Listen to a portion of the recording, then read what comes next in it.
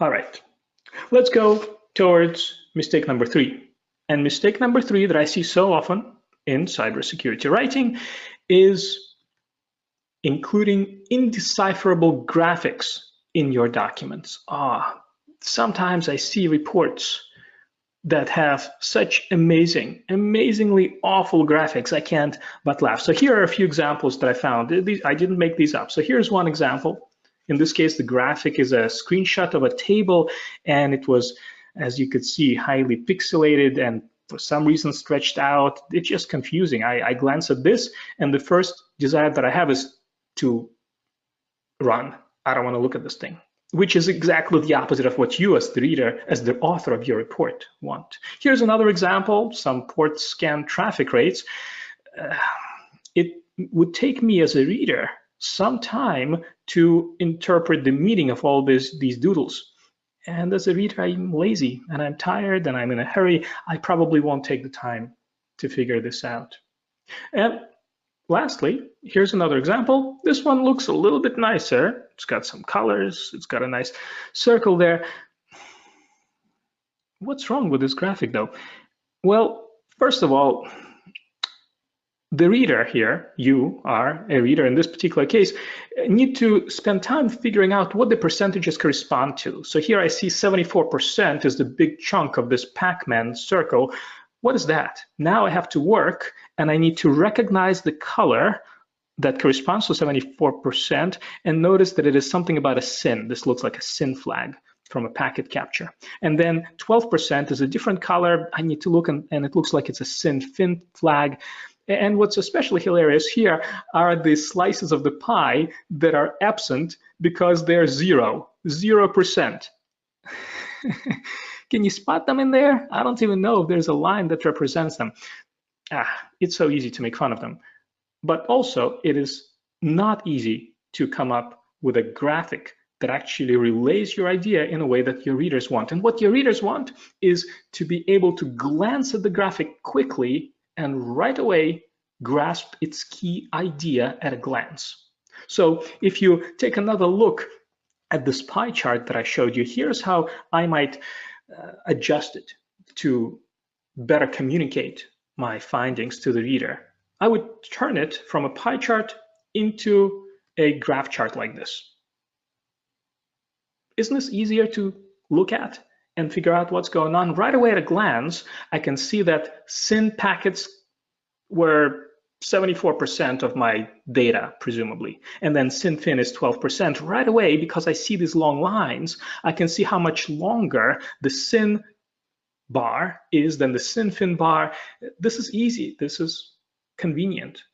Moreover, I found that it is incredibly valuable to provide a caption or a title for the graphic. So in this particular case, I might label this figure 1, and I will include a full sentence that tells the reader what I want them to gather after reviewing this graphic. In this case, that might be something like the vast majority of the packets were TCP with only SYN flag set. Here's why this is a sneaky tactic to plant your ideas into the minds of busy readers. In many cases, your readers don't want to take the time to actually interpret your graphic, and therefore they will glance at your heading or figure caption, read that sentence, and now you've planted your idea into their mind. Now, if they want to, with that sentence in mind, which is already anchoring their interpretation of the graphic, they can look at the graphic. Or in many cases, they might just continue reading, but that sentence, it's still in their mind. So I'm not saying you should be misleading your readers, rather you're guiding them towards the conclusion that you want them to achieve. You're guiding them towards the information that you want them to absorb from the writing that they are reading right now. And so in order for you to get the most out of your graphics, and I'm talking about charts and maybe screenshots and tables, here are my suggestions. First of all, choose the type of graphic that communicates the main point in the most effective way. In most cases, line or bar charts are more effective than pie charts. They're just easier for humans to see relationships if you represent them as bars or lines than if you've got pies or pie slices. Sometimes a table is sufficient if there's just a little bit of information that is data rich that you want to communicate. And I love screenshots, include those as well if that's something that supports your main message. Eliminate the visual clutter and unnecessary formatting. This one, the reason why I think a lot of graphs have too much unnecessary clutter, like lines and numbers that actually, and legends that don't communicate anything new, is because by default, Microsoft Office oftentimes generates graphics that have all that unnecessary noise, and people just copy and paste. Delete lines, delete numbers, delete legends if you don't need that information to communicate your new point. And as I already mentioned, assign an informative title or caption. My recommendation is use a full sentence as a caption.